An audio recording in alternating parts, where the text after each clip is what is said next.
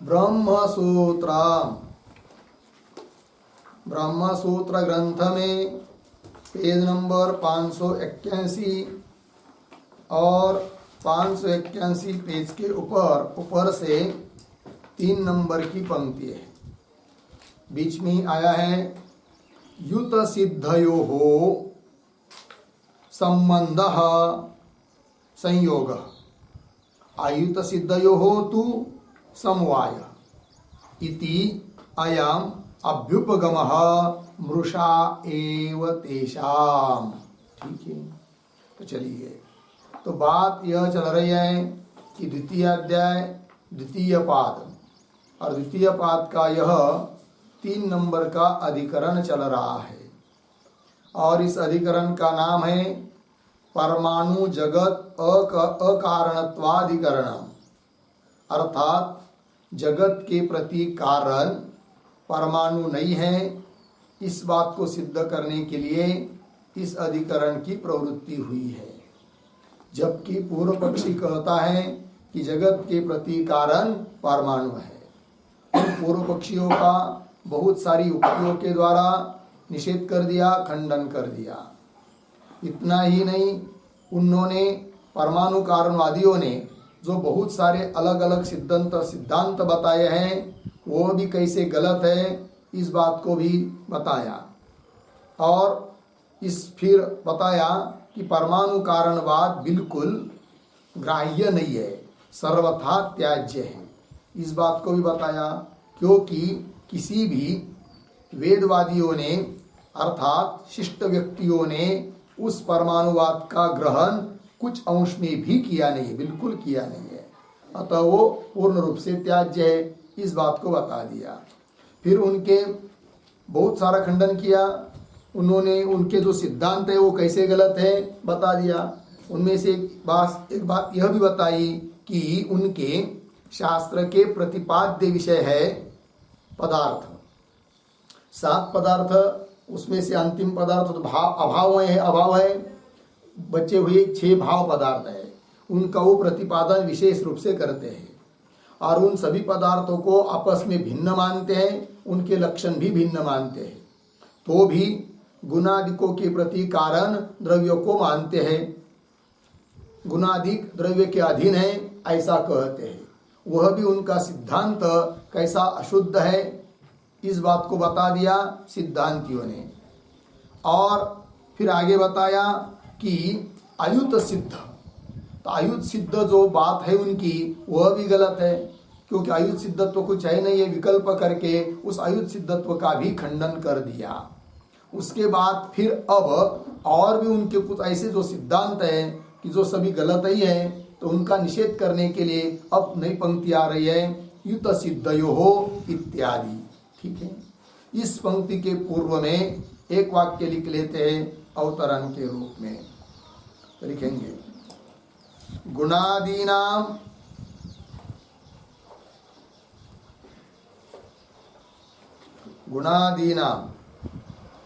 द्रव्यस्य च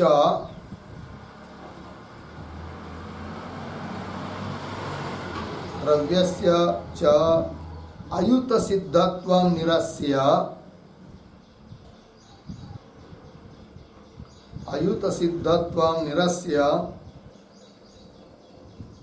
अभ्युपगमांतरम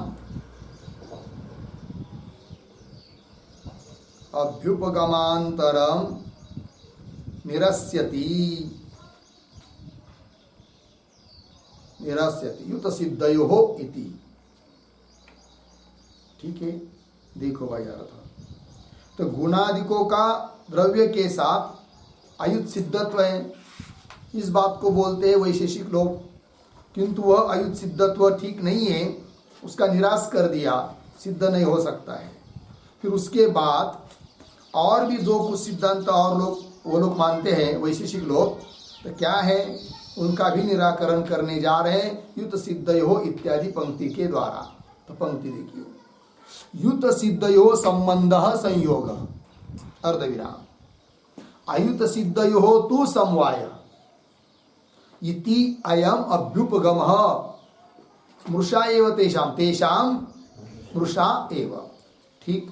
उनका कहना है वैशेषिकों का कि संबंध दो प्रकार का मुख्य संबंध, संयोग और एक है समवाय। तो संयोग संबंध किनका होता है वो, और समवाय संबंध किन किन का होता है, तो उन्होंने बताया कि जो युत सिद्ध पदार्थ है उनका संबंध संयोग, और जो अयुत सिद्ध होते उनका संबंध समवाय। अब युत सिद्ध क्या है और अयुत सिद्ध क्या है, तो जो ऐसे कोई भी दो पदार्थ कि स्वतंत्र रूप से अलग अलग जगह उत्पन्न हो चुके हैं, फिर उसके बाद एक दूसरे के साथ मिल गए, तो उनका जो संबंध होगा वह होता है संयोग संबंध, और उनको कहते युत सिद्ध। जैसे घट अपने कारण कपाल में उत्पन्न हुआ, स्वतंत्र कारण है, उसका स्वतंत्र स्थान है। पट अपने कारण तंतु में उत्पन्न हुआ, उसका भी स्वतंत्र स्थान है, उनका उपादान कारण अलग है। तो अलग अलग दो पदार्थ उत्पन्न हुए, फिर उसके बाद किसी ने घट को उठाकर पट के ऊपर रख दिया, तो उनका संयोग हुआ। तो वो जो घट और पट है जो अलग अलग थे मिल गए, तो उनको कहते युत सिद्ध। और ऐसे पदार्थों का संबंध क्या है, संयोग संबंध है, ये उनका कहना। और जो अयुत सिद्ध है, अयुत सिद्ध का मतलब होता है कि उत्पन्न होते ही एक दूसरे के साथ जुड़े हुए रहते हैं, अलग अलग उत्पन्न नहीं होते, उनको कहते हैं क्या, अयुत सिद्ध। जैसे पट है और पट में उत्पन्न हुआ जो शुक्ल गुण, शुक्ल रूप, वो शुक्ल रूप उत्पन्न हुआ पट में, उस शुक्ल रूप के प्रति समवायी कारण भी है कौन, पट। किंतु वो शुक्ल रूप जब भी उत्पन्न हुआ तो पट को छोड़कर उत्पन्न नहीं हुआ, पट के साथ उसका शुरू से जन्मता ही संबंध है। अतः शुक्ल रूप और पट इन दोनों को कहेंगे अयुत सिद्ध। और ऐसे जो अयुत सिद्ध ऐसे 5 बताते हैं वो लोग, गुण, गुणी, क्रिया, क्रियावान, जाति, व्यक्ति और विशेष नित्य द्रव्य, और एक रह गया कौन, अवयव अवयवी। ठीक है, अवयव अवयवी, गुण गुणी, जाति व्यक्ति, क्रिया क्रियावान और विशेष नित्य द्रव्य, यह अयुत सिद्ध है। और उनका संबंध समवाय होता है, ऐसा उनका कहना। किंतु वह भी उनका ये कहना मृषा है, मिथ्या है, गलत है, ये बता रहे सिद्धांती। पंक्ति को देखिए, युत सिद्धयो संबंध संयोग, अयुत सिद्धयो पदार्थयो, अयुत सिद्ध ऐसे पदार्थों का संबंध समवाय, इति अयम अभ्युपगम, अभ्युपगम स्वीकार या सिद्धांत, यह उनका सिद्धांत, मृषा एव तेषाम, यह उनका स्वीकृति, यह उनका सिद्धांत झूठा ही है। कैसे भाई, बता रहे आगे, प्राक सिद्धस्य कार्यात् कारणस्य अयुत सिद्धत्व अनुपपत्ते है। ठीक है जी, अब देखिए, तो ये जो पंक्तियां हैं प्राक सिद्धस्य इत्यादि, उसके पूर्व में एक वाक्य लिखते हैं उत्तरायण, तो लिखेंगे अयुत सिद्धत्वम,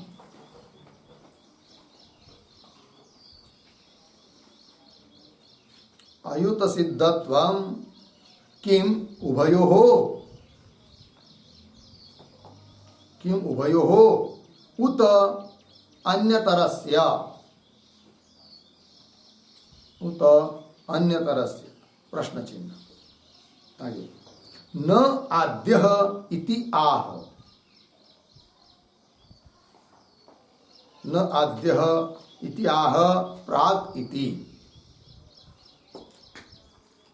ठीक है, देखो भाई, तो उस पूर्व पक्षी को पूछेंगे क्या अयुत सिद्धत्व आप जो बोलते हो वो दोनों का होता है अयुत सिद्धत्व, उत अथवा अन्य तरह से एक का होता है अयुत सिद्धत्व, ये बात बताओ।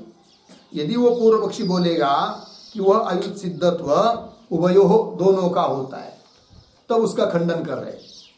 फिर बाद में बोलेगा वो एक का होता है, तो उसका भी निषेध खंडन करेंगे। तो पहले एक एक को देखिए, तो आद्यम, आद्य न आद्य इति आह, तो पंक्ति देखिए भाष्य में, प्राक सिद्धस्य कार्यात् कारणस्य अयुत सिद्धत्व अनुपपत्ते, थोड़ा अन्वय करेंगे, कार्यात्, फिर पीछे प्राक सिद्धस्य, आगे कारणस्य आगे सरल है, अयुत सिद्धत्व अनुपपत्ते है। ठीक है, तो यदि दोनों का आयुध सिद्ध होता है, उभयो आयुध सिद्धत्व होता है, तो हो नहीं सकता। फिर कैसे? तो देखो भाई, कार्यात् प्राक सिद्ध से कारणस्य, कार्य के पहले ही सिद्ध है कौन? कारण। पहले तंतु विद्यमान है, फिर उन तंतु में उत्पन्न होता है कौन? पट। तो कार्य हुआ पट, और उस कार्य पट के पहले ही विद्यमान है कौन? तंतु। एक पहले विद्यमान है, एक बाद में आ रहा है, तो दोनों का आयुध सिद्धत्व कैसा हो पाएगा? दोनों का आयुध सिद्धत्व होने के लिए दोनों साथ साथ चाहिए ना। एक तो है बाद में, एक पहले से विद्यमान है, दोनों का मेल बैठ ही नहीं रहा है, तो उभयों का, दोनों का आयुध सिद्धत्व होता है, यह उनका कहना गलत है। ये पंक्ति देखिए, कार्यात् प्राक सिद्धस्य कारणस्य, कार्य के पहले सिद्ध है कौन? कारण। ऐसे कारण का आयुध सिद्धत्व अनुपपत्ते है, उनकी आयुध सिद्धि हो नहीं सकती। ये बात बता दिया, उनका आयुध सिद्धत्व नहीं हो सकता है। ठीक, आगे चलिए। अब कहेगा वो अन्यतर का आयुध सिद्धत्व होता है, तब भी उनका कहना ठीक नहीं है। वो कह रहे अब आगे की पंक्ति से, अथ अन्यतरापेक्ष एव अयम अभ्युपगमः स्यात् इत्यादि। ये जो पंक्ति अथ इत्यादि, उसके भी पूर्व में एक छोटा वाक्य।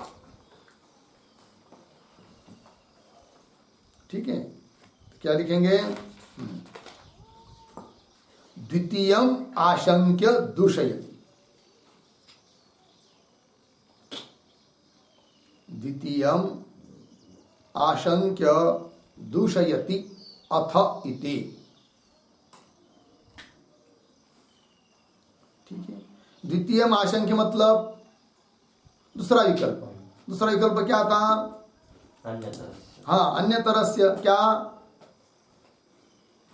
आयुध सिद्धत्व। विकल्प क्या था ना? आयुध सिद्धत्व किम उभयोः उत अन्य तरस्य। तो आयुध सिद्धत्व दोनों का है या एक का है? किसी एक का है, तो दोनों का तो मान नहीं सकते। अब कहेगा वो एक का मानेंगे, अन्य तरस्य आयुध सिद्धत्व है, तो उसके लिए बोल रहे अब द्वितीयम आशंक्य दूषयति अथ अन्यतरापेक्ष एव अयम अभ्युपगम स्यात्। ऐसा यदि बोलते हैं कौन? पूर्व पक्षी। क्या? अथ यदि अन्यतरापेक्ष, अन्यतरापेक्ष मतलब दोनों में से किसी एक की अपेक्षा से होता है क्या? आयुध सिद्धत्व। अयम अभ्युपगम, अयम अभ्युपगम यह स्वीकार, यह स्वीकार मतलब कौन सा? आयुध सिद्धत्व हम मानते हैं। कैसा? अन्यतर का, एक का, है कि नहीं? तो अन्यतरापेक्ष एव अयम अभ्युपगम, यह स्वीकार है, हमारा आयुध सिद्धत्व स्वीकार है, स्यात्। तो बोल रहे क्या? आयुध सिद्धस्य कार्यस्य कारणेन संबंधः समवायः इति। ठीक है ना? आयुध सिद्धस्य कार्यस्य, तो दोनों में से किसी एक की तरफ से आयुध सिद्धत्व बोल रहे हैं, तो किसकी? अन्य तरह से एक का आयुध सिद्धत्व है, किसका है बताओ? तो दो हमारे पास है, एक कारण एक कार्य। दोनों का आयुध सिद्धत्व हो नहीं सकता, क्योंकि एक पहले एक बाद में है। कहना पड़ेगा उनको एक का। तो एक का है आयुध सिद्धत्व, तो किसका है? कारण का या कार्य का है? तो कारण का तो बोल नहीं सकते, किसका बोलेंगे फिर? कार्य का। कैसे? तो कार्य, कारण तो पहले से विद्यमान है, बराबर। जब भी उस कारण में कार्य उत्पन्न होता है, तो वह कार्य कहीं और जगह उत्पन्न होकर उस कारण से मिल रहा है, ये बात नहीं। अपनी उत्पत्ति के साथ ही उनका संबंध है। किसके साथ? कारण के साथ। किसका? कार्य का, है कि नहीं? अतः आयुध सिद्धत्व किसका है? कार्य का है। कार्य पट जब भी तंतु में उत्पन्न हुआ, तो तंतु के साथ जुड़कर ही उत्पन्न हुआ। कौन? पट। अन्यतर पट के तरफ से क्या है? आयुध सिद्धत्व कार्य की तरफ से, ऐसा मानेंगे। तब देखिए, आयुध सिद्धस्य कार्यस्य, आयुध सिद्ध कौन हुआ? कार्य। अन्यतर एक कार्यस्य, ऐसे कार्य का कारणेन संबंध, कारण जो तंतु आदि उनके साथ संबंध समवाय है, ऐसा हम मानते हैं। कौन कहेंगे? पूर्व पक्षी। आयुध सिद्धत्व एक तरफ से है और एक तरफ से जो है कार्य की तरफ से है। तो आयुध सिद्ध ऐसा जो कार्य, उसका आयुध सिद्ध कार्य मतलब जन्मता ही उसका कारण के साथ क्या है? संबंध। कारण की तरफ से आयुध सिद्धत्व नहीं है, क्योंकि कारण तो कार्य के पहले भी है। किंतु अन्य तरफ एक की तरफ से आयुध सिद्धत्व है कि नहीं? आयुध सिद्धत्व है किसकी तरफ से? कार्य की तरफ से। कार्य की तरफ से आयुध सिद्धत्व मतलब क्या? वो उसके साथ ही, जन्म के साथ ही उसके साथ जुड़ा हुआ है। कौन? कार्य। कार्य हुआ पट, ठीक है ना, या घट, कोई भी उदाहरण लीजिए तो कोई कह रहे हैं। और ऐसा जो आयुध सिद्ध कार्य, उस कार्य का कारण के साथ, कारण कौन? तंतु, उस कारण के साथ जो संबंध है वह समवाय संबंध है, ऐसा मानते। आयुध सिद्ध का संबंध समवाय होता है, ये बात हमारी सही हो जाती है। कौन कहता है? पूर्व पक्ष। तब उसको आप उत्तर दे रहे क्या? एवं अपि प्राक् सिद्धस्य प्राक् असिद्धस्य अलब्धात्मकस्य कार्यस्य कारणेन संबंध न उपपद्यते। क्यों? द्वयात्तत्वात् संबंधस्य। ठीक है, देखो भाई, तो ये जो पंक्ति चालू हुई ना, एवं अपि, एवं अपि के पूर्व में एक वाक्य लिखिए उदाहरण, अयुत सिद्धत्व उपेत्य।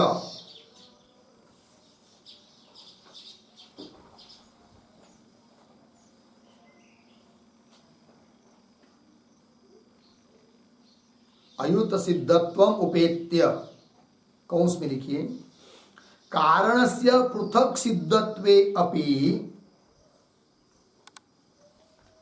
कारणस्य पृथक सिद्धत्वे अपि कार्यम अपृथक सिद्धम, अपृथक सिद्धम इति अन्यतरस्य कार्यस्य, अन्यतरस्य कार्यस्य अयुत सिद्धत्वं उपेत्य, अयुत सिद्धत्वं उपेत्य बराबर स्वीकृत्य, कौंस बंद, आगे, समवायम दुदूष इषुः, दुदूष इषुः, दुदूष इषुः संबंधः,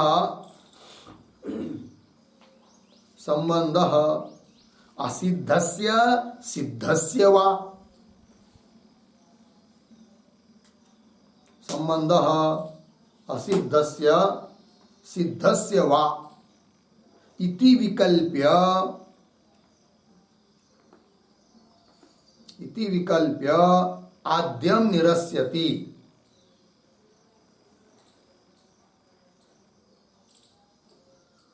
आद्यम निरस्यति एवं अपि इति।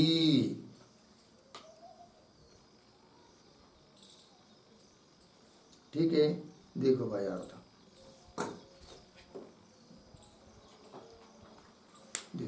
अयुत सिद्धत्व उपेत्य। ठीक है, एक तरफ से तुम अयुत सिद्ध मान रहे, मान लो, कोई बात नहीं, स्वीकार कर लिया सिद्धांतियों ने, कार्य की तरफ से अयुत सिद्धत्व है, ठीक है। किंतु कैसा अयुत सिद्धत्व मान लिया की तरफ से? बता दिया, कारण से पृथक सिद्धत्व भी, कारण तो पृथक पहले से क्या है? सिद्ध है। पृथक मतलब कार्य से अतिरिक्त स्वतंत्र रूप से सिद्ध है। कौन? कारण।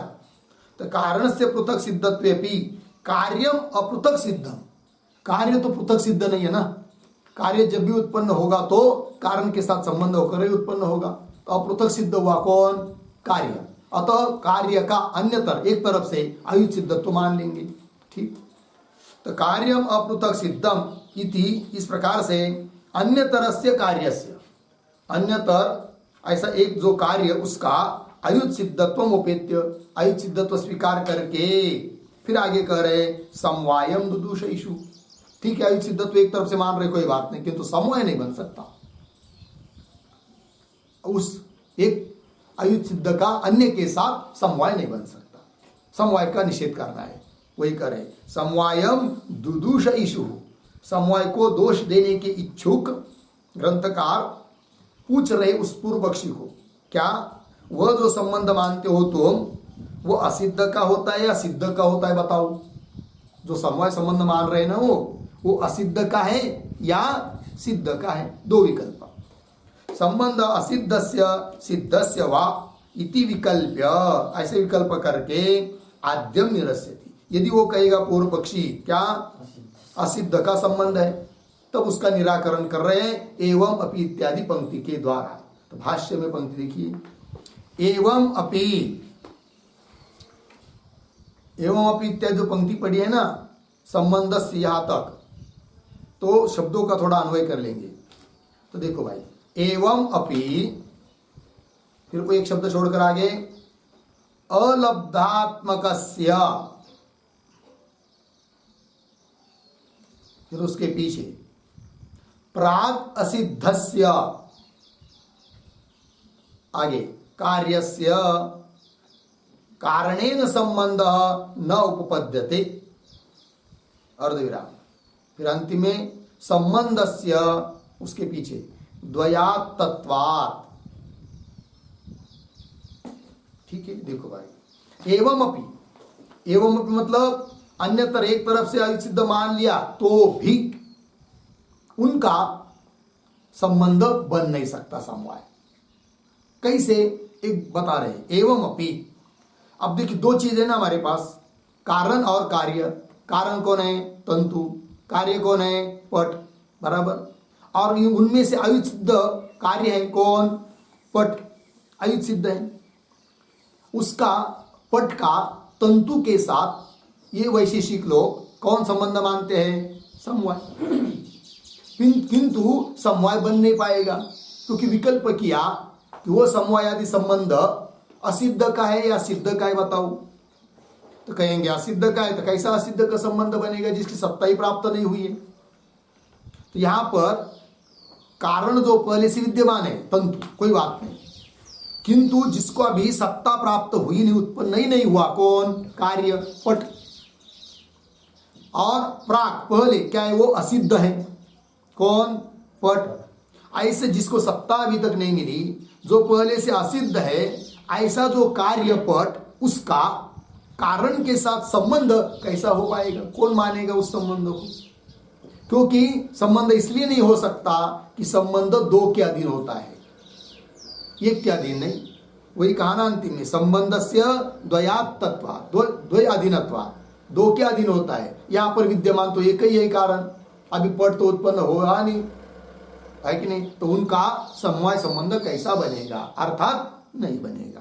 पंक्ति देखिए, एवं अपि अलब्धात्मकस्य, अलब्धात्मक मतलब जिसको अभी सत्ता प्राप्त नहीं हुई है, ऐसा जो कार्य से का विशेषण है भाई, आगे पदा रहा है ना, कार्यस्य, कैसा कार्य, अलब्धात्मकस्य, और कैसा, प्राग असिद्धस्य, जो पहले असिद्ध है, जन्म ही नहीं हुआ उसका, असिद्धस्य कार्यस्य, ऐसे कार्य का कारणेन, कारण तंतु आदि के साथ, कारणेन संबंध, कारण के साथ संबंध न उपपद्यते, उपपन्न नहीं हो सकता। क्यों, हेतु दे रहे हैं, संबंधस्य द्वयात् तत्व, संबंध दो का होता है, या तो एक ही विद्यमान, एक है नहीं, संबंध नहीं बनेगा, ये बात। आगे चलिए, सिद्धम भूत्वा संबध्यते इति चेत, ये जो पंक्ति है ना, सिद्धम भूत्वा, इसके ऊपर लिखिए आक्षेप।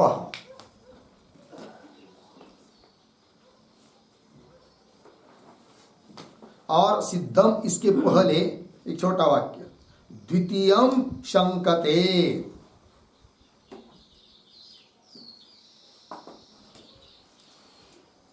द्वितीयम शंकते, सिद्धम इति। ठीक, दो विकल्प किए थे अभी, क्या थे वो दो विकल्प, हाँ, संबंध असिद्ध का होता है या सिद्ध का, ये दो विकल्प थे। यदि पहला विकल्प वो मानते असिद्ध का संबंध, वो बन नहीं सकता, निराकरण कर दिया। अब दूसरा विकल्प क्या है, सिद्धस्य, सिद्ध का संबंध होता है, जो बन गया, सिद्ध है कि नहीं, उसका संबंध होता है, ऐसा यदि मानने का प्रयास करते हैं कौन, पूर्व पक्षी। तो वही वो पूर्व पक्षी अपनी बात बोल रहा है, सिद्धम भूत्वा, कौन सिद्ध होकर, कार्य, कारण तो सिद्ध ही पहले, कार्य जब पट सिद्ध हो जाता है, बन जाता है, तो बनने के बाद उसका संबंध हो जाता है किसके साथ, कारण तंतु के साथ, ऐसा हम मानेंगे। ऐसा क्यों मानना पड़ रहा है उनको कि जब निर्माण हुआ ही नहीं, कौन? कार्य, पट, तो संबंध हो नहीं सकता है कि नहीं, क्योंकि दो का होता है संबंध, एक का नहीं। अब वो कहेगा नहीं नहीं, फिर ऐसा करेंगे, पट उत्पन्न हुआ और होने के बाद फिर तंतु कारण के साथ उसका संबंध हुआ, क्योंकि दो विद्यमान हो गए, फिर सिद्ध हुई। कारण तंतु तो पहले से विद्यमान है, सिद्ध है। कार्य भी उत्पन्न हो गया, मतलब सिद्ध हो गया, बन गया। फिर बनने के बाद उस कार्य पट का तंतु के साथ मानेंगे क्या? संबंध, समवाय। ऐसा यदि कहता है वो, तो देखिए सिद्धम भूतवा, कार्य सिद्ध होकर संबद्धते, संबंधित हो जाता है, इति चेत, ऐसा यदि वो बोलता है, कौन? पूर्व पक्षी। तब उसका खंडन कर रहे अब आगे, प्राक कारण संबंधात इत्यादि। तो उसके ऊपर लिखिए समाधानम।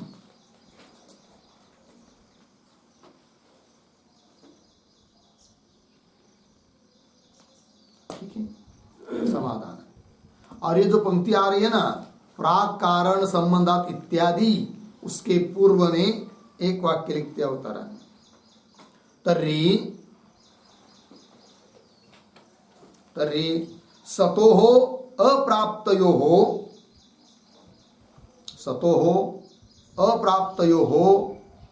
प्राप्ति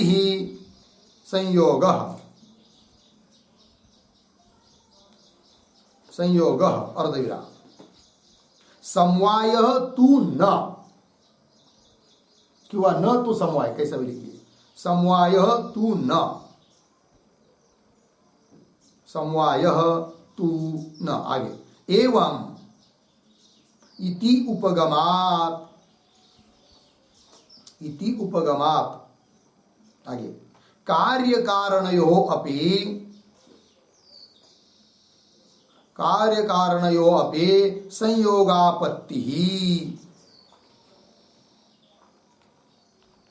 संयोगापत्तिः इति आह,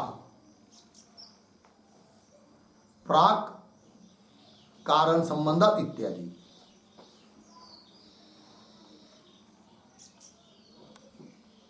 ठीक है, देखो भाई अर्थ,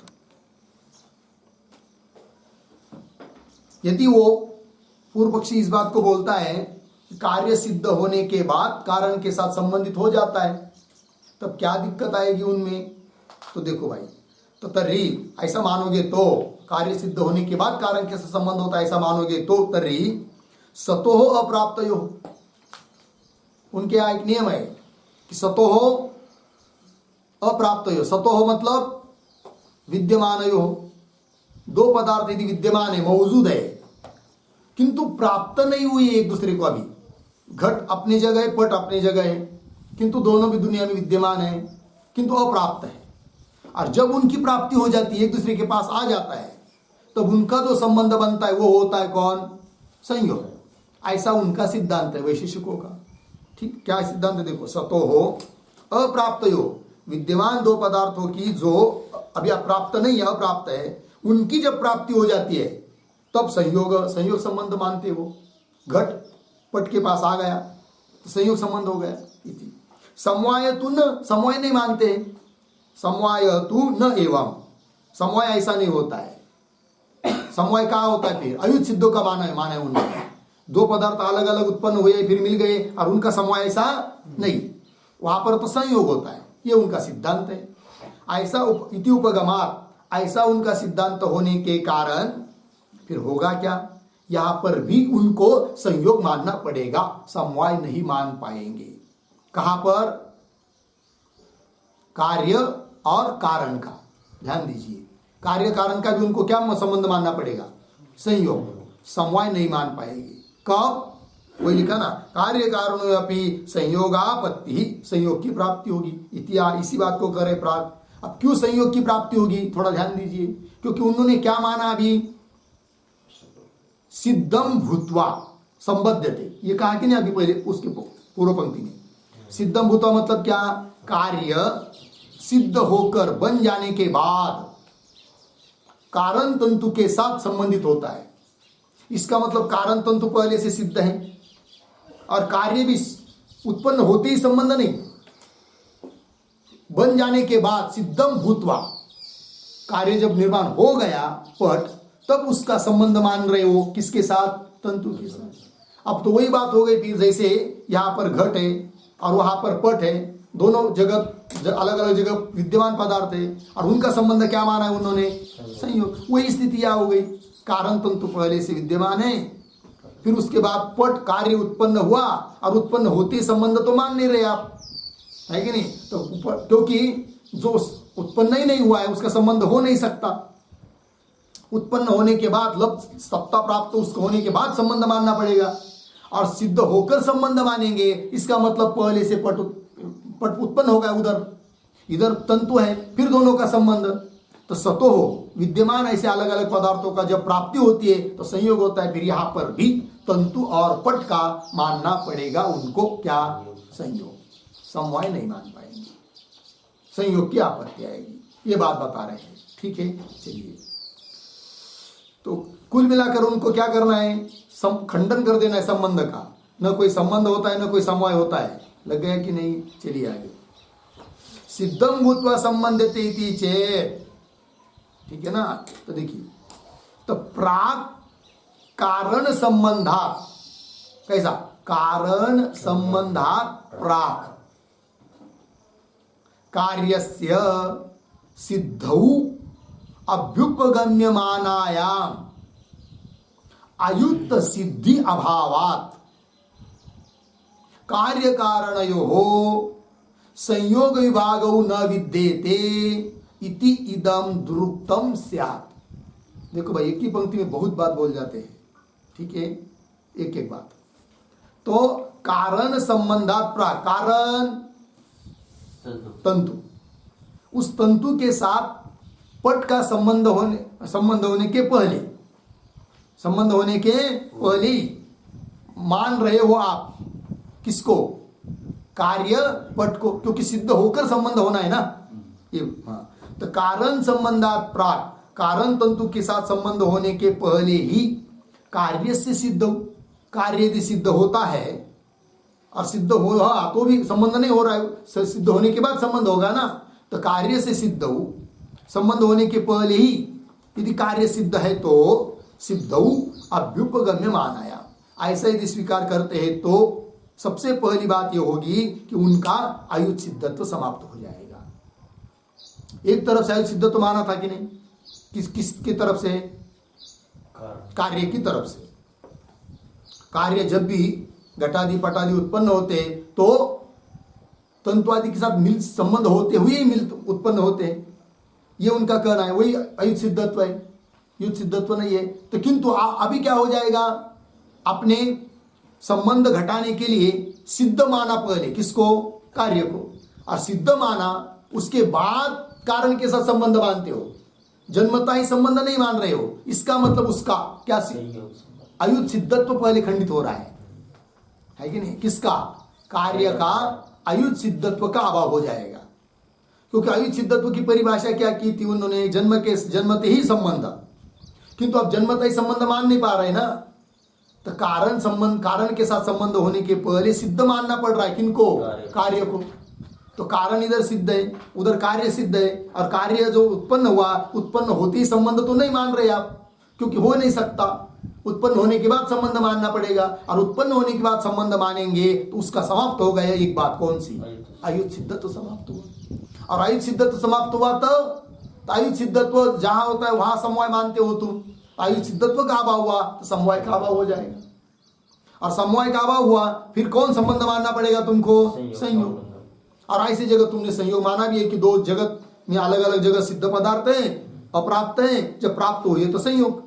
उस प्रकार यहां पर भी तंतु पहले से विद्यमान है, उसके बाद उत्पन्न हुआ कौन? पट, और उस उत्पन्न होने के बाद संबंध मानोगे तो संयोग मानना पड़ेगा। और यदि कारण तंतु का और पट का संयोग संबंध मानेंगे तो तुम्हारे और एक सिद्धांत को बाद आएगा। सिद्धांति बोल रहे हैं, और एक क्या सिद्धांत है उनका? तो उनका सिद्धांत यह है कि कार्य कारण यो संयोग विभाग न विद्येते, कार्य और कारण का संयोग होता नहीं है, क्योंकि उन्होंने कार्य कारण का क्या माना है? समवाय। तो संयोग विभाग न विद्यते, कार्य और कारण का संयोग और विभाग नहीं होता है। कारण जो पट तंतु है कि नहीं, उसका और पट का कभी विभाग नहीं होता है, संयोग भी नहीं होता है। ये उनका सिद्धांत है, वो भी बाधित होगा। इतनी सारी आपत्ति आ रही है उनके मत पर, वैशेषिक मत पर। बात लगी ना? पंक्ति को देखिए, तो पुनः पढ़ता हूं उस पंक्ति को। कारण संबंधात प्राक कार्य से सिद्धौ अभ्युपगम्यमानायाम, कार्य की सिद्धि का स्वीकार कर लेते हैं तो आयुत सिद्धि अभाव, आयु सिद्धत्व ही नहीं रहेगा उनमें, तब समवाय भी नहीं मान पाएंगे। फिर मानना पड़ेगा संयोग, और संयोग मानेंगे तो क्या होगा? कार्य कारण हो संयोग विभाग न विद्यते, कार्य और कारण का संयोग विभाग नहीं होता है। इति इदम दुरुक्तम स्यात्, दुरुक्तम स्यात् असंगतम स्यात्, खंडितम स्यात्, विरुद्धम स्यात्। ठीक है ना? ये उनका सिद्धांत विरुद्ध हो जाएगा, खंडित हो जाएगा, असंगत हो जाएगा, ये बोल रहे सिद्धांती। दुरुक्तम स्यात् लग गया जी? आगे चलिए। यथा च उत्पन्न मात्रस्य अक्रियस्य कार्यद्रव्यस्य विभुभिः आकाशादिभिः द्रव्यांतरैः संबंध संयोग एव अभ्युपगम्यते अर्धविराम न समवायः, एवं कारण द्रव्येण अपि संबंध संयोग एव स्यात् न समवायः। ठीक है, सरल है, कठिन कुछ नहीं है। तो ये जो यथाच इत्यादि पंक्ति है ना, उसके पूर्व में एक वाक्य लिखिए अवतरण। ननु कर्मजा प्राप्ति ही संयोग उच्यते, कर्मजा प्राप्ति ही संयोग उच्यते अर्धविराम। सद्योजातस्य कार्यस्य, सद्योजातस्य कार्यस्य क्रियाभावात्, क्रियाभावात्, क्रिया अभावात्, कौंस में लिखिए, उत्पन्नम द्रव्यम, उत्पन्नम द्रव्यम क्षणम निर्गुणम निष्क्रियम च तिष्ठति, क्षणम निर्गुणम निष्क्रियम च तिष्ठति, कौंस बाण। आगे, कार्यस्य कारण प्राप्ति ही, कार्यस्य कारण प्राप्ति न कर्मजा, न कर्मजा अर्धविराम, अतः न संयोगः, न संयोगः इति आशंक्य आह, इति आशंक्य आह यथा च इति।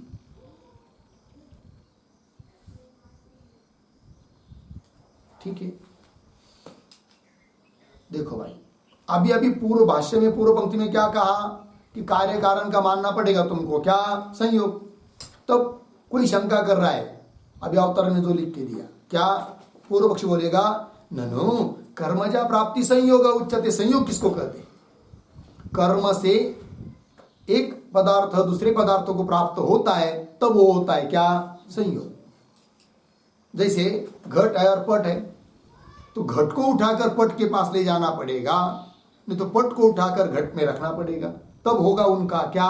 संयोग। तो कर्म से होता है कर्मजा प्राप्ति, कर्म से जो प्राप्ति है उसका नाम कहते वो क्या? संयोग। तो पंक्ति ननु कर्मजा प्राप्ति संयोग उच्यते। और दिक्कत क्या है फिर? कारण और कार्य का, तंतु और पट का, उपादान कारण और कार्य का संयोग नहीं बन सकता। पूर्व पक्षी बोलेगा क्यों नहीं बन सकता संयोग? उसका कहना यह है कि कार्य तो उत्पन्न हुआ है कि नहीं, कारण पहले से विद्यमान है, और कार्य उत्पन्न होकर संबंधित होता है किसके साथ? कारण के साथ, और उसका आप क्या मान रहे? संयोग। किंतु संयोग कैसा बनेगा? क्यों नहीं बनेगा? वो बोल रहा है पूर्व पक्षी, इसलिए संयोग नहीं बनेगा कि संयोग जो होता है वह कर्मजा प्राप्ति, कर्म से प्राप्ति संयोग है। यहां पर कार्य उत्पन्न हुआ तो कोई भी द्रव्य पदार्थ उत्पन्न होता है तो एक क्षण के लिए क्या होता है, निर्गुण और निष्क्रिय। एक नियम है उनका, उत्पन्नम द्रव्यम, कोई भी द्रव्य उत्पन्न होता है घट पट आदि, तो एक क्षण के लिए वो निर्गुण गुण रहित और निष्क्रिय रहता है। बोलेंगे ऐसा क्यों मानते, उत्पत्ति काल में उसमें क्रिया और गुण क्यों नहीं मानते, वो वैशेषिक लोग क्यों नहीं मानते होंगे? इसलिए नहीं मानते हैं, यदि घट की उत्पत्ति के साथ ही उसमें गुण मानेंगे या घट की उत्पत्ति के साथ ही उसमें क्रिया मानेंगे तो उन गुण के प्रति कारण वो घट रूप द्रव्य नहीं हो पाएगा। क्रिया के प्रति कारण घटात्मक द्रव्य नहीं हो पाएगा। क्यों? नियम होता है कि कार्य के कम से कम एक क्षण पूर्व विद्यमान चाहिए, किसको? कारण। यदि दोनों साथ साथ रहेंगे तो कार्य कारण भाव नहीं बनता है। कार्य के पूर्ववर्ती रहना पड़ता है, किसको? कारण को। अब घट उत्पन्न हुआ, उसके साथ ही उसके गुण उत्पन्न हुए, तो उस गुण के प्रति घट कारण है, बोल नहीं पाएंगे। अतः उनका कार्य कारण भाव अक्षत रखने के लिए, साबुत रखने के लिए वो लोग कहते हैं कि एक क्षण के लिए द्रव्य, कोई भी द्रव्य घट पर जो भी उत्पन्न होता है, एक क्षण के लिए निर्गुण गुण रहित और क्रिया रहित होता है। अब उत्पन्न हुआ जो घट, उसमें क्रिया ही नहीं है और संयोग किसको कहते हैं? कर्मजा प्राप्ति ही संयोग। तो कर्म ही नहीं है, क्रिया ही नहीं है उस घट में, उत्पन्न हुए घट में, तो कैसा उस घट का तंतु के साथ संयोग बनेगा? क्योंकि क्रिया ही नहीं है ना। यदि क्रिया रहती तो उस क्रिया से घट का तंतु के साथ संबंध संयोग बन रहा है, ऐसा हम मानते। वही कह रहा है, देखिए, ननु कर्मजा प्राप्ति संयोग उच्यते सद्योजातस्य, अभी अभी उत्पन्न हुआ कार्य, उस कार्य में क्रियाभावात्, क्रिया नहीं है, क्योंकि नियम है उत्पन्नम द्रव्यम क्षणम निर्गुणम निष्क्रियम से तिष्ठति, ये नियम है। तो क्रियाभावात्, क्रिया न होने से कार्यस्य कारण प्राप्ति ही, कार्य को कारण की प्राप्ति न कर्मजा, कर्म से नहीं हो सकती, क्योंकि उसमें क्रिया नहीं है, तो न कर्मजा। और कर्म से कर्म नहीं है, अतः न संयोग, क्योंकि संयोग का नाम वही है, कर्मजा प्राप्ति संयोग, या कर्म ही नहीं है तो संयोग नहीं बनेगा। न संयोग इति आशंक्य आह। ऐसी यदि पूर्व पक्षी शंका करता है तो उसको उत्तर दे रहे हैं यथाच इत्यादि पंक्ति से। क्या कि कार्य जो है घटादि या पटादि, उसका कारण के साथ तुमको संयोग ही मानना पड़ेगा, समवाय मान नहीं पाएंगे, क्योंकि अभी सिद्धि का अभाव हो गया। ठीक है, अब कैसा संयोग मान सकते हो, जबकि पूर्व पक्ष अभी क्या बोला, संयोग नहीं बन पाएगा, किंतु संयोग ही बनेगा, ये बात बता रहे अभी। यथाच, उदाहरण देकर, यथाच उत्पन्न मात्रस्य अक्रियस्य कार्य द्रव्यस्य, ठीक है ना, उत्पन्न मात्र, केवल उत्पन्न हो गया, कौन? कार्य द्रव्य, कोई भी लीजिए, उदाहरण घट उत्पन्न हुआ है कि नहीं, तो उत्पन्न मात्र से का मतलब उस समय उसमें नहीं है क्या, गुण और क्रिया, इसलिए उत्पन्न हुआ। और कैसा है वो? अक्रिय है उस समय, एक क्षण में, एक क्षण भर। तो यथाच उत्पन्न मात्रस्य अक्रियस्य क्रिया रहितस्य कार्य द्रव्यस्य नाम घटस्य, उस घट का उस काल में भी आकाश आदियों के साथ क्या है? संयोग संबंध है कि नहीं? आकाश उत्पन्न हुए घट के साथ भी आकाश का संबंध है कि नहीं? कौन संबंध है?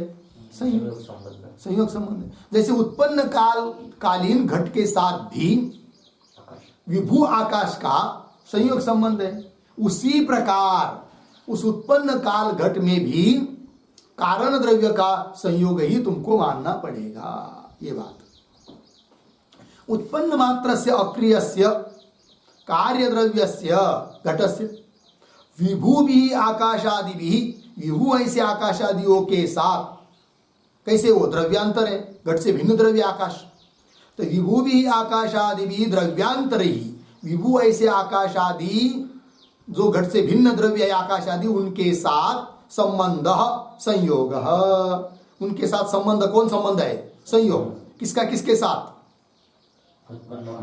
उत्पन्न हुए कार्य द्रव्य के साथ विभु आकाशादिकों का संयोग संबंध है। संबंध संयोग एव अभ्युपगम्यते। तो सिद्धांति बोल रहे ऐसी स्थिति पर तो तुम विभु आकाशादिकों का उत्पन्नकालीन द्रव्य के साथ भी मान लेते हो क्या? संयोग संबंध। ठीक है ना? फिर तंतु के साथ ही तुमको उस घट का या पट का, तंतु के साथ ही उस पट का संयोग संबंध मानने में क्या दिक्कत है? ये बोल रहे हैं। हाँ, तो संबंध संयोग एव अभ्युपगम्यते, संयोग ही तुम मानते हो आकाश का घट के साथ, न समवाय, समवाय नहीं मानते हो। एवं इसी प्रकार कारण द्रव्येण अपि, कारण द्रव्येण तंतुओं के साथ भी संबंध संयोग एव स्यात्, तंतुओं के साथ भी किसका? पट का संबंध संयोग ही होगा। ठीक है ना? संबंध संयोग एव स्यात् न समवाय। लग गया जी? देखो भाई, बात लगी ना? पंक्ति सरल है, आगे चलिए। यहां तक एक बात हो गई। नापि संयोगस्य समवायस्य वा संबंधस्य संबंधि व्यतिरेकेण अस्तित्वे किंचित प्रमाणम अस्ति। अब देखो भाई, और दूसरी तरह खंडन कर रहे हैं अभी। क्या? ये जो पंक्ति है नापी, उसके पूर्व में एक वाक्य लिखेंगे तो पूर्व और आगे का संबंध समझ में आएगा। तो नापी के पहले एक वाक्य, एवं तावत संबंध सद्भावम अंगीकृत्य, संबंध सद्भावम अंगीकृत्य संयोग एव स्यात्, संयोग एव स्यात् इति आपादितम, इति आपादितम। और देरा किंतु संबंधस्य अपि संबंधे, संबंधस्य अपि संबंधे अनवस्थानात्, अनवस्थानात् अर्धविराम असंबद्धस्य असंबद्धस्य अनियामकत्वात्, अनियामकत्व संबंध अपि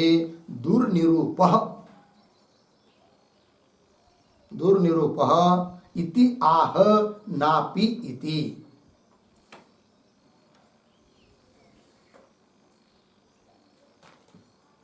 ठीक है, देखो भाई अर्थ। एवं तावत मतलब अभी तक के चिंतन के अनुसार क्या बात हुई कि संबंध सद्भावम अंगीकृत्य, संबंध है, संबंध हो सकता है, संबंध नाम की कोई चीज है, ऐसा मानकर संयोग ही संबंध होगा कार्य कारण का। समवाय का खंडन कर दिया, समवाय का कोई संबंध नहीं है, किंतु संयोग नाम का कोई संबंध है और वो होगा तो संयोग होगा, ऐसा अभी तक सिद्ध किया और उसको भी मजबूर किया पूर्व पक्षी को संयोग मानने के लिए, कार्य कारण का भी। किंतु अब यहां से आगे इस बात को सिद्ध करना चाहते कि संयोग नाम की कोई चीज ही नहीं है, संयोग का भी खंडन। जैसे समवाय कुछ नहीं उस प्रकार संयोग नाम की भी कुछ वस्तु नहीं है, ये कहना है। पंक्ति देखिए, एवं तावत संबंध सद्भावम अंगीकृत्य, संबंध होता है ऐसा अंगीकार करके संयोग एव स्यात् इति आपादितम, संयोग ही होगा ऐसा आपादितम, ऐसा उसको कहने के लिए मजबूर कर दिया, प्राप्त कराया कि संयोग ही तुमको मानना पड़ेगा कार्य कारण का। किंतु अब क्या कर रहे, किंतु संबंध से अपि, किंतु संबंध का ही निरूपण नहीं हो सकता है, संबंध नाम की कोई चीज है नहीं है। इस बात को बताना है कैसे निरूपण नहीं हो सकता संबंध का। देखो, किंतु संबंध से अपि संबंधे अनवस्था, संबंध का भी संबंध मानेंगे अनवस्था होगी, नहीं मानेंगे अनियामक, नियामक नहीं रहेगा। अतः संबंध एवं दुर्निरूपा, संबंध का ही निरूपण नहीं कर सकते, ये बात बोल रहे ना आप। कैसे? जैसे कि तंतु और पट ये दो है कि नहीं। तो इन दोनों का यदि संबंध है, समझ लीजिए, मान लिया पूर्व पक्ष ने भी है संबंध, कौन? संयोग, क्योंकि समवाय तो मान नहीं सकते, तो मानना पड़ा उनको कौन? संयोग। थोड़ी देर के लिए मान लीजिए तंतु और पट का संबंध कौन? संयोग। अब बोलो भाई, वो संयोग संबंध जो है दोनों का, वो संयोग संबंध का और तंतु का, उस संयोग संबंध का, संयोग का और पट का कोई संबंध है या नहीं? बोलो। और संबंध नहीं है तो ऐसा कैसा हो सकता है? फिर दो चीज है तो दोनों का संबंध मानना पड़ेगा। तो बोलेंगे हाँ फिर है संबंध, और माना भी है उन्होंने। जो संयोग संबंध है ना, तो संयोग संबंध का संबंधी के साथ कौन संबंध माना है उन्होंने? समवाय। जैसे घटपट का संबंध संयोग है, और संयोग का उस संयोगियों के साथ कौन संबंध माना है? समवाय। ठीक है। अब यहां पर भी यदि तंतु और पट का संबंध माना है संयोग, तो संयोग का संबंधियों के साथ संबंध है कि नहीं? तो मानना पड़ेगा। तो मानेंगे तो फिर अनावस्था, क्योंकि जिसको संबंध, वो भी संबंध मानना पड़ेगा ना। इसका संबंध रखने के लिए वो संबंध, फिर वो भी क्या है? संबंध। उसका संबंध उसके साथ करने के लिए और संबंध चाहिए, वो भी संबंध जो मानेंगे, तो उसका भी संबंध मानना पड़ेगा। तो जो मानेंगे वो भी संबंध ही है, फिर उसका उसके साथ संबंध, तो अनावस्था होती जाएगी। अच्छा, संबंध नहीं मानेंगे तो बोलेंगे तंतु और पट का संयोग है, किंतु संयोग का कोई संबंध नहीं है तंतु के साथ या पट के साथ, फिर अनियामक, कोई नियामक नहीं, क्योंकि संबंध ही नियामक होता है। इस प्रकार से किसी भी तरह से निरूपण कर नहीं सकते संबंध का। ऐसा मन में रखकर खंडन कर रहे संबंध का। लग गए पंक्ति? चलिए, वही लिखा है अवतरण में, एवं तावत संबंध सद्भाव अंगीकृत्य संयोग एव स्यात् इति आपादितम, किंतु संबंध से अपि संबंधे, संबंध का भी संबंध मानेंगे तो अनवस्थाना, अनवस्था होगी। और असंबंध से, संबंध का संबंध नहीं मानेंगे तो असंबंधस्य अनियामकत्वात्, नियामक कोई नहीं रहेगा। अनियामकत्वात् संबंध अपि दुर्निरूप, संबंध भी क्या हुआ भाई? दुर्निरूप हुआ, निरूपण कर नहीं सकते।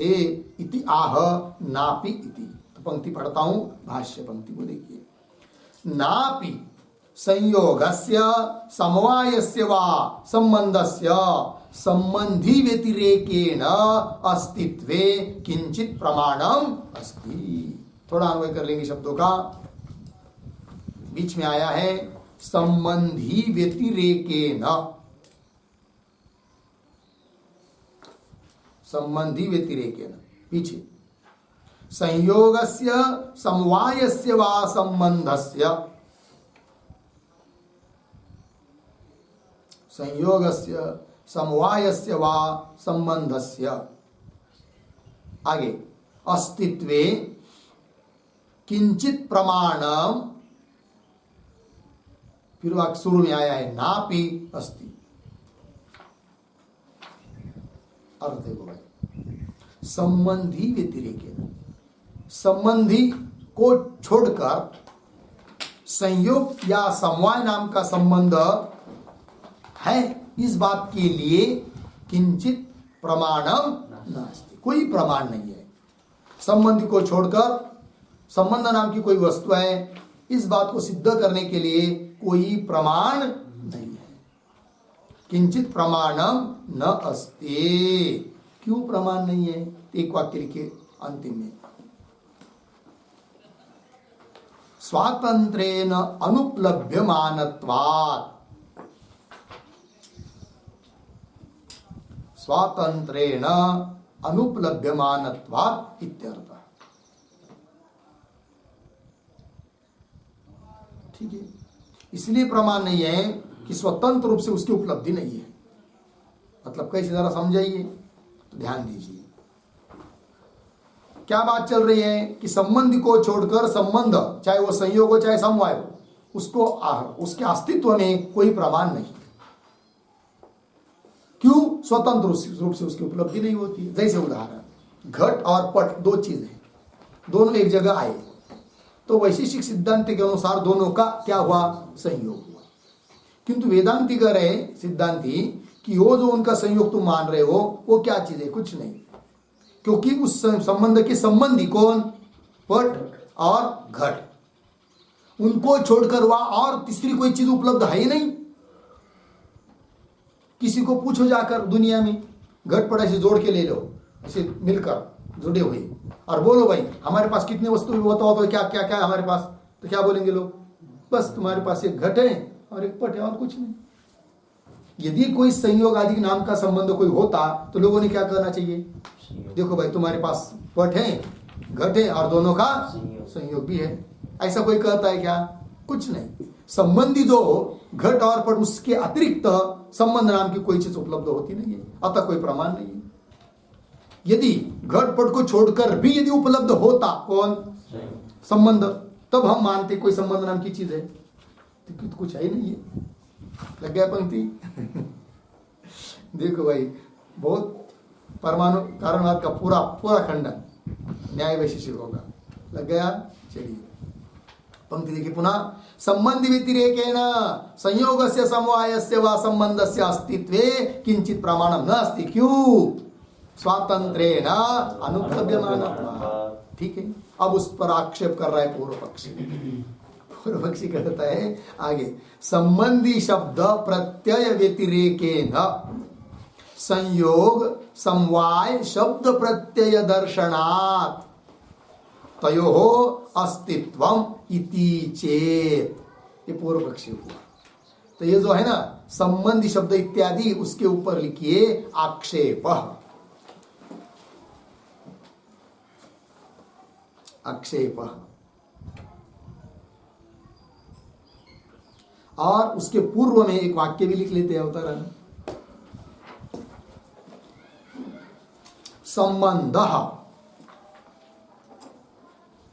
संबंध संबंधी भिन्न, संबंधी भिन्न तद विलक्षण शब्दधिगम्यत्वात्।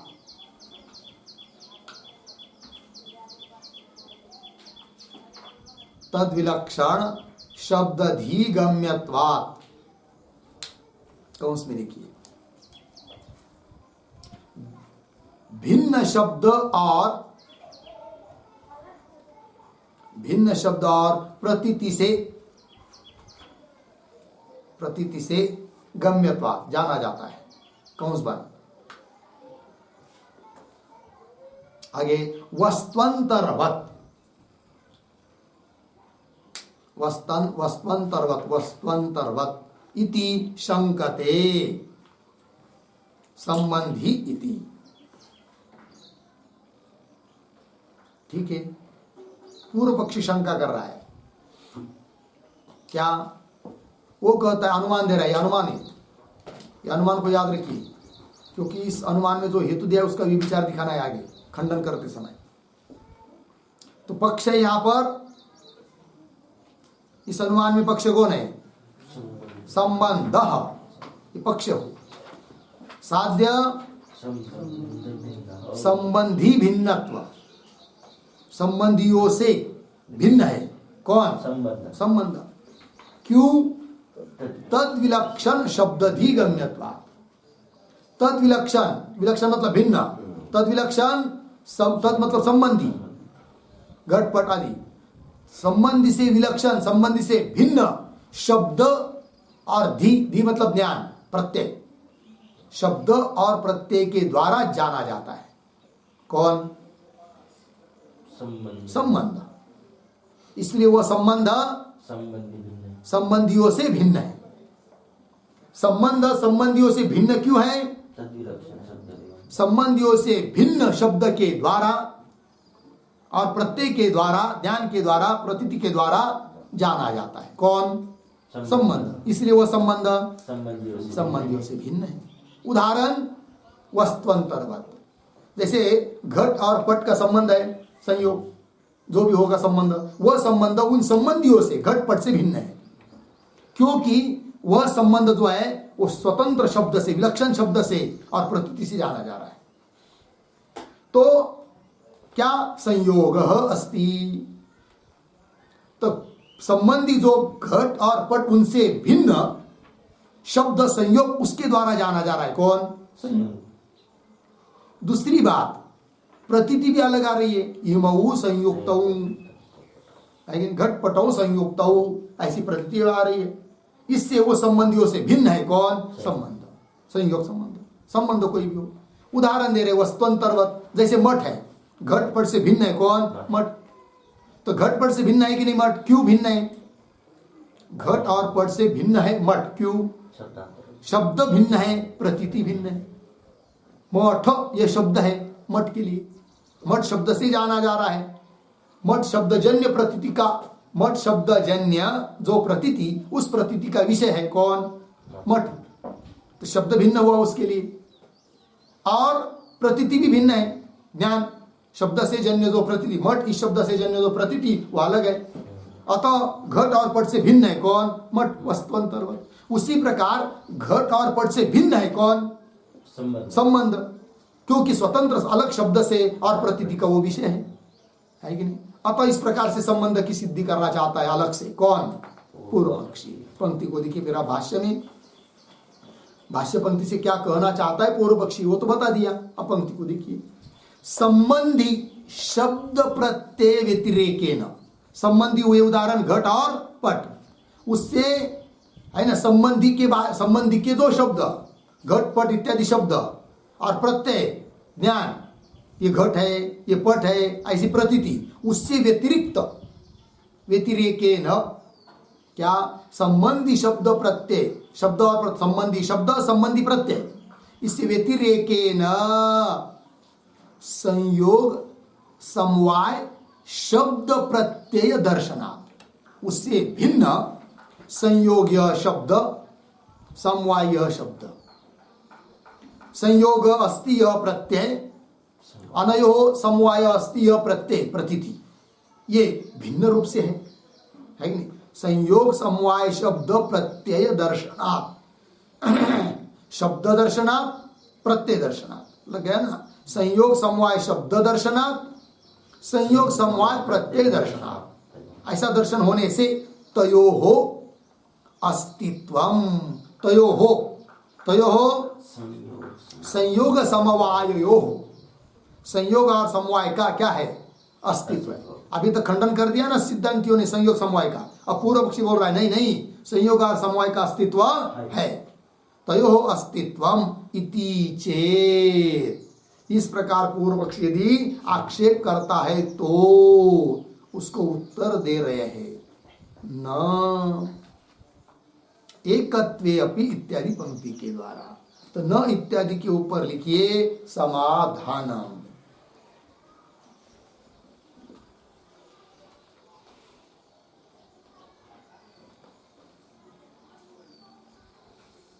समाधानम, ठीक है। और न के पूर्व में एक वाक्य लिख लेते हैं अवतरण, कार्य कारणादौ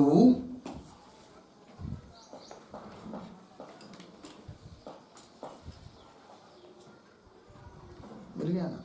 कार्य कारणादौ कल्पित भेद साधने, कल्पित भेद साधने सिद्ध साधनता, सिद्ध साधनता अर्धविराम, वस्तु भेद साधने, वस्तु भेद साधने कौंस में लिखिए, वास्तव भेद साधने, वास्तव भेद साधने कौंस बन, तू व्यभिचारः,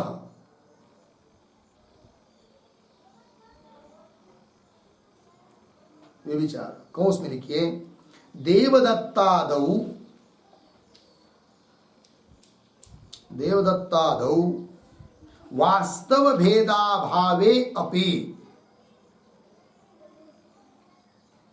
वास्तव भेदाभावे अपि अनेक शब्द प्रत्यय दर्शनात्, अनेक शब्द प्रत्यय दर्शनात् कौंस बंद, इति समाधत्ते, इति समाधत्ते न एक इति, न एकत्वे इति। ठीक, अर्थ समझ लीजिए भाई। अब पीछे के पंक्ति में पूर्व पक्षी ने क्या कर दिया, संबंध की सिद्धि करने का प्रयास किया हेतु देकर पूर्व पक्षी ने, ठीक है। तब सिद्धांति उसको बोलेंगे अरे भाई कार्य कारणादियों में तुम संबंध की सिद्धि कर रहे हो, किंतु कल्पित भेद है नहीं, कल्पित भेद साधने, कल्पित भेद की सिद्धि कर रहे हो, कल्पित संबंध की सिद्धि कर रहे हो, क्योंकि भिन्न है ना वो, तो भिन्न का संबंध होता है, तो कल्पित भेद की सिद्धि कर रहे हो है कि नहीं, कल्पित संबंध की सिद्धि कर रहे हो क्या।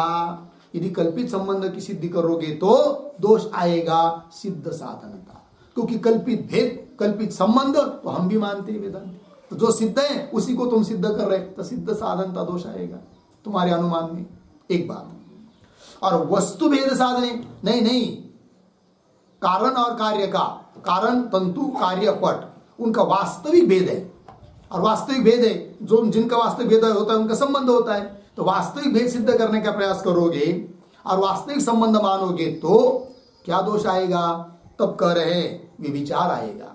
कौन दोष आएगा, विचार। वही वस्तु भेद साधने तो विचार, कैसे विचार आएगा, तो कौन में लिख के दिया आपको, जैसे कोई देवदत्त नाम का व्यक्ति है और वास्तविक उसमें भेद नहीं, अकेला देवदत्त है, तो भी उसी एक देवदत्त में अनेक शब्दों का प्रयोग हो रहा है, अनेक प्रतीति का विषय बन रहा है, अनेक शब्दजन्य प्रतीति का विषय बन रहा है, कौन, देवदत्त। मतलब हेतु तो है उसमें, भेद तो नहीं है, अलग अलग नहीं बन रहा है, ठीक है ना। उसी प्रकार संबंधी से अतिरिक्त संबंध सिद्ध करने के लिए तुमने हेतु क्या दिया, तद विलक्षण शब्द अधिगम्यत्व, विलक्षण शब्द और प्रत्यय का विषय है कि नहीं, किंतु देवदत्त विलक्षण शब्द और प्रत्यय का विषय होने पर भी उसमें भेद है क्या, नहीं है।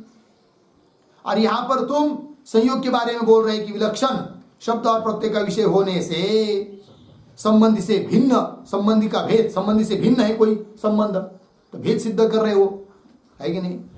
तो साध्य हुआ तुम्हारा कौन, संबंधी भिन्न, अर्थात भेद साध्य हुआ, है कि नहीं। और यहां देवदत्त में क्या है, भेद का अभाव, साध्य का अभाव और हेतु की विद्यमानता, अर्थात क्या हुआ, ये विचार, तुम्हारा हेतु विचार ही हो जाएगा।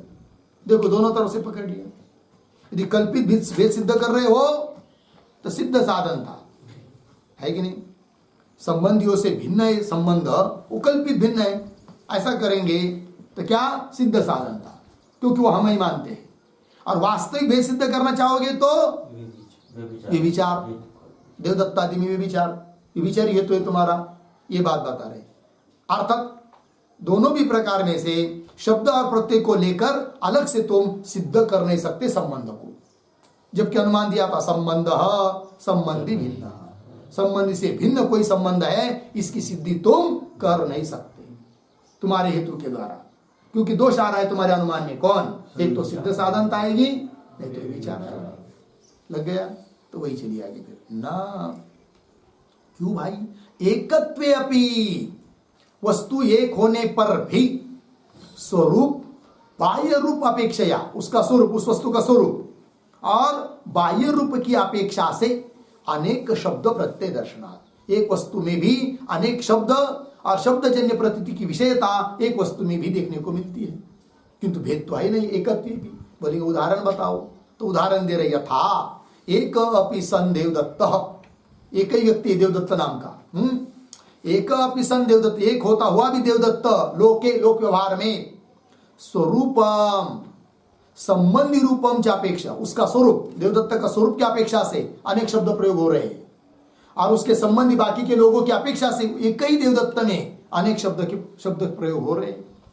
कैसे बता रहे वो, स्वरूपम संबंधी रूपम च अपेक्षा अनेक शब्द प्रत्यय भाग भवति, अनेक शब्द और अनेक प्रतीति का भागीदार बन रहा है, कौन, देवदत्त। बोलेंगे उदाहरण कैसे, तो एक ही देवदत्त है, उसको बोल रहा है कोई मनुष्य है, कोई बोल रहा है ब्राह्मण है, क्योंकि वो ब्राह्मण भी तो है, ठीक है ना।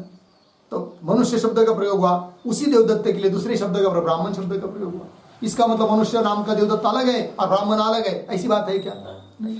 तो मनुष्य ब्राह्मण इतना ही नहीं, श्रोत्रिय पढ़ा लिखा ब्राह्मण है, ठीक है ना। और वदान्य वदान्य वदान्य दानशूर दाता है कि उसमें लिखा हुआ? अच्छा, दाता है, दानशूर है, ठीक है ना। हाँ। वदान्य शब्द के वैसे दो अर्थ होते हैं, कुशल बोलने वाला वो भी अर्थ होता है और दाता ये भी अर्थ होता है। जो भी हो, ये कई देवदत्त में अलग अलग शब्द हो रहे प्रयोग, इतना बात बतानी है। मनुष्य, ब्राह्मण, श्रोत्रिय, वदान्य, और इतने नहीं, और बालः, युवा, स्थविरः। बालः बालक है, कभी बालक ऐसे शब्द प्रयोग हो रहा है कि नहीं? किसमें? देवदत्त में। और कभी बोल रहा है कोई कोई क्या क्या युवा है कि नहीं? युवा है। कोई बोल रहा है नहीं नहीं क्या स्थविर, स्थविरः वृद्धः। एक ही देवदत्त में अलग अलग शब्द हो रहे प्रयोग, है कि नहीं? इतना ही नहीं, कोई बोल रहा है ये क्या है? हमारा पिता है। कोई बोल रहा है नहीं नहीं ये हमारा क्या है? बेटा। उसका बाप क्या बोलेगा उसको? पुत्र। कोई बोलेगा ये हमारा क्या है? पौत्र है, नातू। कोई बोलेगा हमारा भ्राता, भाई है। कोई बोलेगा ये हमारा क्या है? जावई है, जावई। देखो भाई, इति है कि नहीं? तो यहाँ पर भी विचार दिखाया। फिर एक ही देवदत्त में अलग अलग शब्द प्रयोग हो रहा है और अलग अलग शब्द जन्य प्रतीति का विषय भी बन रहा है देवदत्त, तो भी उस देवदत्त में भेद सिद्ध नहीं हो रहा है कि नहीं? तो साध्य नहीं है, हेतु है, मतलब क्या हुआ? ये विचार। ठीक, ये जो है ना मनुष्य, ब्राह्मण इत्यादि, उसके ऊपर एक वाक्य लिखिए। अत्र स्वगत विशेष अपेक्षया, स्वगत विशेषापेक्षया मनुष्य, ब्राह्मण, श्रोत्रिय, वदान्य इति। मनुष्य, ब्राह्मण, श्रोत्रिय, वदान्य इति शब्द प्रयोग, इति शब्द प्रयोग, अर्धविराम। आगे, स्वगत अवस्थापेक्षया, स्वगत अवस्थापेक्षया बालः, युवा, स्थविरः। मिल रही ना पंक्ति?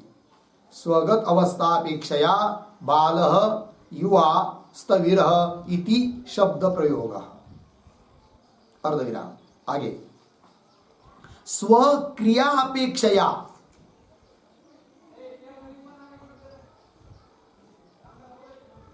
स्वक्रियापेक्षया कौंस में लिखे बाह्य रूपापेक्षया, बाह्य रूपापेक्षया कौंस बन पिता इत्यादि शब्द प्रयोग, पिता इत्यादि शब्द प्रयोग भवति, पूर्णविराम। अत्र एकस्मिन् अपि देवदत्ते, एकस्मिन् अपि देवदत्ते विलक्षण शब्दधि विषयता रूप, विलक्षण शब्दधि विषयता रूप हेतुता अस्ति, हेतुता अस्ति, अर्धविराम। भिन्नत्व रूपम साध्यम नास्ति, भिन्नत्व रूपम साध्यम नास्ति इति अतः व्यभिचारः विद्यते, इति अतः व्यभिचारः विद्यते। ठीक है, देखो भाई अर्थ यहां पर उदाहरण में कुछ शब्दों का प्रयोग कैसा हुआ है? स्वगत विशेषता की अपेक्षा से, स्व देवदत्त उसमें विद्यमान जो विशेषता है उसकी अपेक्षा को लेकर कुछ शब्दों का प्रयोग हुआ है। उदाहरण मनुष्य, ब्राह्मण, श्रोत्रिय और वदान्य। और स्वगत अवस्था, स्व देवदत्त उसमें विद्यमान जो अवस्था है बालक, तारुण्य आदि, उस अवस्था की अपेक्षा से कुछ शब्द प्रयोग हुआ है, बालक इत्यादि शब्दों का प्रयोग।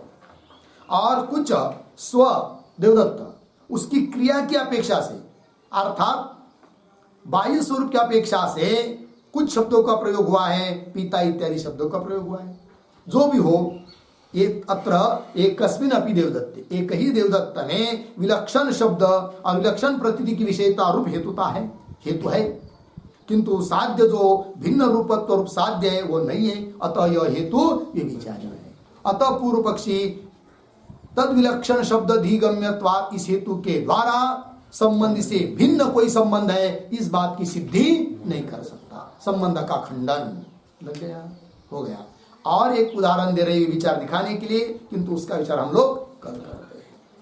ओम पूर्णमदः पूर्णमिदं पूर्णात् पूर्णमुदच्यते पूर्णस्य पूर्णमादाय